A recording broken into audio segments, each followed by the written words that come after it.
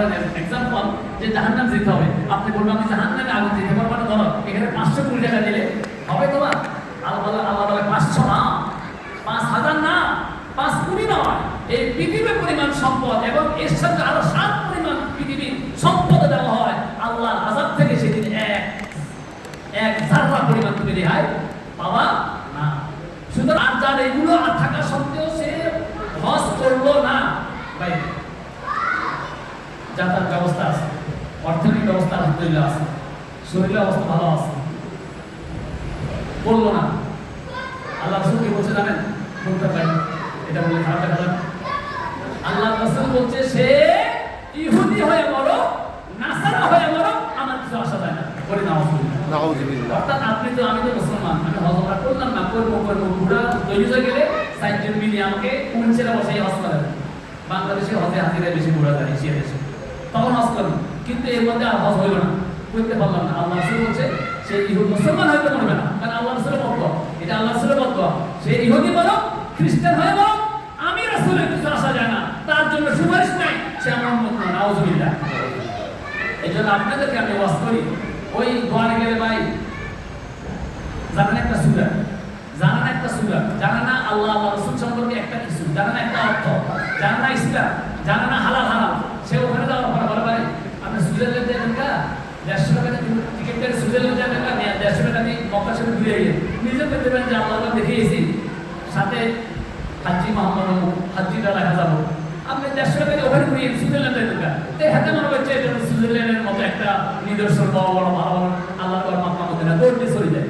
ওখানে যাইয়া কাবা কি, মুজদালিফা কি, হজ কি, উমরা কি, হজরত আসওয়াদ কি, মাকাম ইব্রাহিম কি, নবী রাসূল কি, এই মক্কা মুকাররমা কি, মদিনা মুনাওয়ারা কি, এটা কি, এটা সে কিছু জানে না।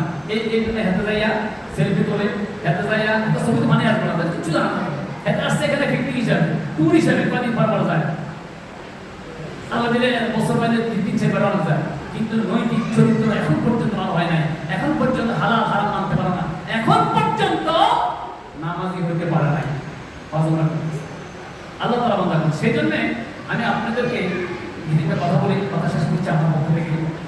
যদি আল্লাহ রাব্বুল আলামিন, আল্লাহ রাসূল বলছে, শরীয়ত বলছে, পৃথিবী যদি চতুর্পাশ থেকে মাপো, আল্লাহর কাবার যে মাঝখান বরাবর আছে ওখান থেকে চতুর্পাশ থেকে সমান। সুবহানাল্লাহ। যদি এমন হয় তো তুমি ওই জিনিসটা দেখতে যাবে না কেন?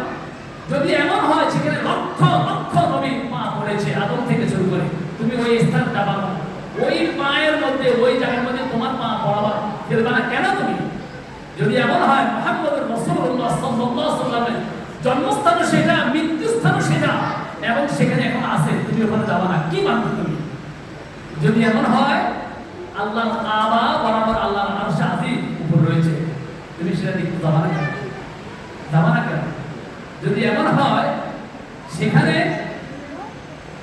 পাথর মধ্যে চুমু দিলে তোমার সমস্ত গুনাহগুলো টেনে নিয়ে যাবে, সে তো নিবেই, একটা জান্নাতের পাথর দুনিয়াতে তুমি দেখিয়ে আসলা, চুমু দিয়ে আসলা, তাহলে তুমি যাবা না কেন? তুমি কোথায় যাবা? যদি এমন হয় মানবতার রাসূল, বিশ্বনন্দিত রাসূল, সমস্ত রাসূলদের রাসূল, এই আল্লাহর এই পৃথিবীর মধ্যে সর্বশ্রেষ্ঠ মানুষ আকায়ে নামদার মুহাম্মদুর রাসূলুল্লাহ সাল্লাল্লাহু আলাইহি ওয়াসাল্লাম মদিনা মুনাওয়ারায় শুয়ে আছেন, যদি খালেস নিয়ত নিয়ে অন্তর নিয়ে আসসালাতু ওয়াসসালামু আলাইকা ইয়া রাসূলুল্লাহ বলে ডাকলেন, নবীরা কবর মধ্যে জীবিত থাকে, রাসূল উত্তর দিবেন সুবহানাল্লাহ। তুমি সেখানে যাবা না কেন? কোথায় যাচ্ছ? প্রতি বছর সবক দিচ্ছ, পিকনিক যাচ্ছ, ট্যুরে যাচ্ছ, কোথায় যাচ্ছ? কোথায় যাচ্ছ? সুবহানাল্লাহ বিহামদি। আল্লাহ তাআলা বান্দাগণ, সেই জন্য আপনাদেরকে আমি উৎসাহিত করব, আপনাদের আমি বলবো যারা হজ করেন নাই, যারা এখনো ওমরাতে যান নাই, ওমরা যাওয়া সহজ, হুজুর তাসকিরি 150 টাকা টিকিট কাটি টুকটাক 3-4 দিনে ঘুরে আসলাম, কিছু বুঝলাম না, সেটা করেন, ওমরা সুন্নাত, কিন্তু হাজার হাজার ওমরা মিলে এক ফরজ সমান হবে? আচ্ছা 1 লক্ষ সুন্নাত মিলে এক দিনে ফরজ সমান হবে? ফরজ এমন জিনিস যেটা সারা পৃথিবীর সমস্ত মানুষের সুন্নাত এক পাল্লায় দিলে, এক ওয়াক্ত ফরজ এক পাল্লায় দিলে সমান হবে না। সুবহানাল্লাহ। দুশমন হয়ে যাবে। কে বলছে? এরা তোমাদের অনেক ক্ষেত্রে দুশমন হয়ে যাবে, জাহান্নামের কারণ হয়ে যাবে। সুতরাং নিজকে আত্মরক্ষা করো আগে। সেই জন্য আসুন ইনশাআল্লাহ হজ আমরা নিয়ত করি। আল্লাহ রাব্বুল আলামিন আমাদেরকে এই আল্লাহর ঘর বাইতুল্লাহ আল্লাহ রাসূলের প্রিয় স্থান মদিনা মুনাওয়ারা মক্কা মুকাররমা জিয়ারত করার তৌফিক দান করুন। লক্ষ লক্ষ সাহাবী আবু বকর ওসমান আলী হায়দার যারা সুসংবাদপ্রাপ্ত সাহাবীরা রাদিয়াল্লাহু আনহু ওয়া রাদু আনহু যাদের উপর আল্লাহ রাজি, আল্লাহ তাদের রাজি, এক কথা আর কোনো কথা নেই। জান্নাত ওয়াজিব, আল্লাহ তাদের রাজি, তারাও আল্লাহ রাজি। এটা কে বলেছে?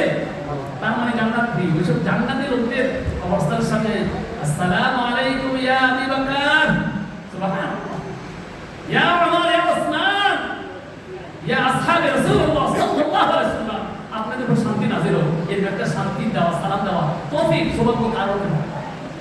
আমার ভাইরা আয়োজন করতেছে, এই যে ইব্রাহিম ভাই গতবারও গেছে, কিছু বা হাজির হয়ে মনে হয় এবারও যাবে। হাজির সাহেব আসছেন? আসছে। তো উনি আজকে বললেন যে ওয়াজ আমি অন্য লাইনে করে ফেলাম, ওয়াজ করার দরকার ছিল, আজকে উনি ওয়াজ করবে। উনি ইনশাআল্লাহ ওনার জন্য দোয়া করার জন্য উনি এবারও যাবে। হাজিরাকে নিয়ে উনি যান না বলো কোথায়? আপনি গেছেন কত? উমরায় গেছিলাম। উমরা গেছিলেন। যাক, তো ওনার সাথে আপনারা যোগাযোগ করতে পারবেন, আমাদের জন্য দোয়া করবেন। আমরা ইনশাআল্লাহ চেষ্টা করবো, ইনশাআল্লাহ আল্লাহ বান্দারা যদি সাড়া দেন আমরা 10-20 জন একটা সফর দিতে পারি। এই কথা বলছেন সবাই, সফর দিতে পারি না ইনশাআল্লাহ। একটা আলেম ওলামা হক্কানি মজবুত ইমানদার একটা লোকের সাথে যাওয়া, পাশে আছে জিজ্ঞেস করা কিছু বলবো পাবেন পাবেন, সব দুঃখ কষ্ট ভুলে যাবেন। আমার ভাই গেছেন, আমরা গেছি, আপনারা ইনশাআল্লাহ রেডি হন। যদি আপনারা বলেন আমার ভাই তো এই আগস্টে একটা যাচ্ছে, ইনশাআল্লাহ আমরাও আমি সাথে করতেছি অক্টোবর নভেম্বর দিয়ে একটু সফর করবো যাওয়ার জন্য। আমার উপর আমাদেরকে আমার জীবিত থাকতে আমাদের হজ উমরা করে আমাদেরকে আল্লাহর দিনের দিকে ফিরে আসার তৌফিক দান করুন। আল্লাহ রাব্বুল আমাদের গুনাহগুলো মাফ করে দেন। আল্লাহ রাব্বুল আলামিন আজকের আলোচনা, আজকের বসা, আজকের যে উদ্দেশ্য করছি এই উদ্দেশ্য আলোচনা করুন। এই পর্যায়ে আপনাদের সাথে ইব্রাহিম ভাই একটু কথা বলবেন, এক-দুই মিনিট কথা বলবেন। আমি আমাদের মসজিদ সম্পর্কে আমি বলেছি, আমাদের বেলাল ভাই আমাকে অনেক জানতে চেয়েছে আজ কি অবস্থা, জুন মাসে চলে যাচ্ছে, জুলাই চলে যাচ্ছে, কি অবস্থা।